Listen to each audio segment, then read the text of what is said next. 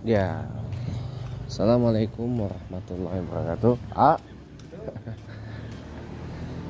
Alhamdulillah kita bersilaturahim lagi di dalam forum silaturahim siraman rohani assalam, yang kita kembali menyambung pembahasan tentang doa, ya. Merespon tanggapan dari beberapa kawan, ya. Kenapa saya kalau doa kok panjang-panjang gitu ya? Iya. Pertama kita harus tahu dulu kenapa kita butuh yang namanya berdoa. Kenapa kita harus memposisikan berdoa itu sebagai sebuah kebutuhan, bukan sebuah keharusan, apalagi kewajiban, tetapi kebutuhan, ya. Kenapa kita butuh yang namanya berdoa? Sebab kita lemah, sebab kita tidak berdaya, sebab kita tidak ada apa-apanya jika dibandingkan dengan kuasa Allah, jika dibandingkan dengan Allah yang maha segalanya, jika dibandingkan dengan Allah yang maha semuanya gitu. Kita tidak ada apa-apanya, makanya kita butuh pertolongan Allah. Cara mendapatkan pertolongan Allah itu dengan apa? Dengan berdoa. Cara mendapatkan cintanya Allah dengan apa? Dengan berdoa. Cara mendapatkan kasih sayangnya Allah dengan apa? Dengan berdoa. Cara mendapatkan ampunan dan maaf dari Allah dengan berdoa. Gitu. Sebab itulah makanya kita harus memposisikan berdoa sebagai sebuah kebutuhan, bukan sebuah keharusan. Ya.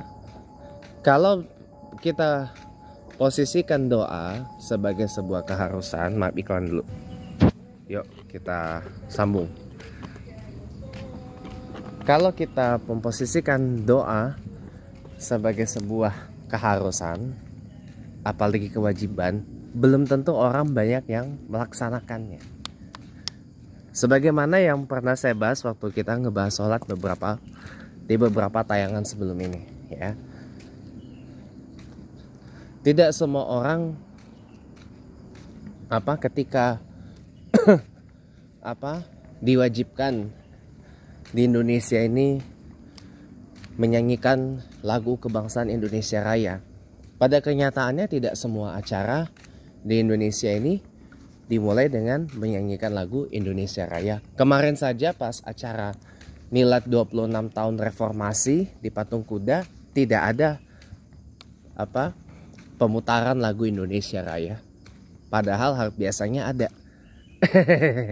Mungkin lupa atau bagaimana, wallahu alam. Itu mungkin jadi bahan evaluasi dari kemarin yang terlibat dalam pagelaran acara Milad 26 tahun Reformasi di Patung Kuda maupun di gedung YLBHI yang berada di Jalan Diponegoro Menteng, yang juga berada di dekat dari Mabes Front Penyelamat Reformasi Indonesia atau FPRI. Ini saya paling suka nih, lampu LED kuning gini, terang dan tidak bikin mata jadi silau. Makanya saya kalau punya mobil, modifikasi lampu depannya pakai lampu LED warna kuning aja. Gitu. Jangan putih. Kalau putih daya terangnya tidak terlalu terang dan juga bikin mata sakit. Iya. Nah, saudara sekalian, kita kembali lagi ke tema pembahasan, ya. Jadi kenapa kita butuh yang namanya doa? Ya karena kita yang butuh Allah, bukan Allah yang butuh kita.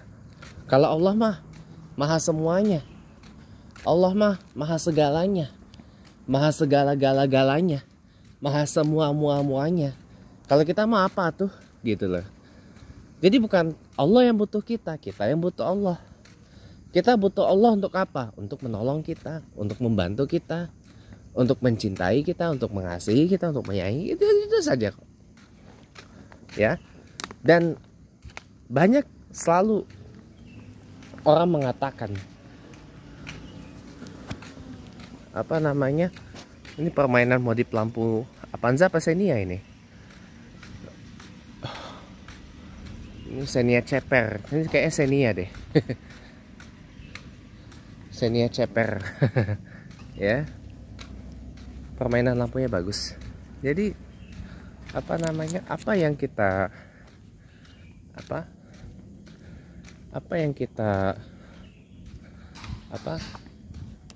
butuhkan itu ya semuanya larikan saja ke Allah gitu loh. Jadi makanya kemarin saya kasih disclaimer. Ya mohon maaf, saya sampai minta maaf loh kemarin.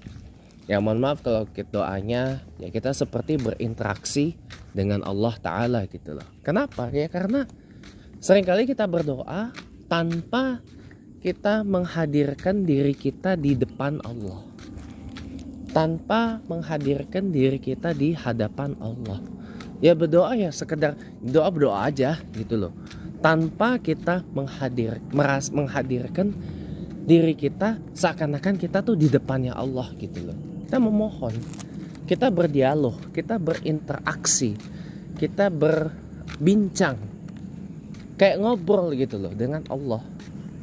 Apa masalahnya, apa yang mau kita curahkan, apa unek-unek kita, semuanya tuh udah ungkapin aja ke hadapan Allah gitu loh. Masalah dikabul atau tidak itu urusan Allah, kita nggak bisa maksa. Seperti yang tadi di part sebelumnya saya sampaikan, ya kalau memang Allah belum mengkabulkan, ya bisa jadi mungkin Allah meminta kita bebersih dulu. Kali di dalam diri kita ini ada yang kotor-kotor, termasuk mungkin kita didapati oleh Allah ada yang haram yang ada di dalam tubuh kita ini. Itu satu. Yang kedua, kali aja Allah meminta kita untuk berusaha lebih, untuk meyakinkan, mengconvince bahwa doa kita ini layak untuk dikabulkan oleh Allah. Caranya bagaimana?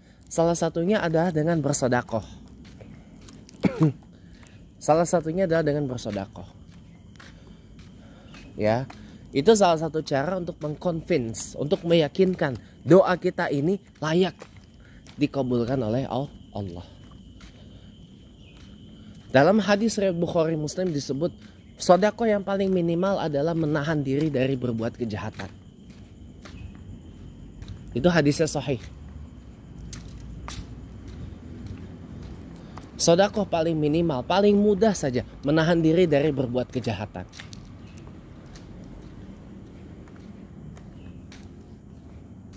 Itu dari hadis Bukhari Muslim. Dan itu sahih. Ya. Hadisnya sahih. Nah, bersambung lagi, lanjut lagi. Nah, bisa jadi doa kita belum terkabul adalah karena Allah sedang mempersiapkan waktu yang pas untuk mengkabul doa kita itu.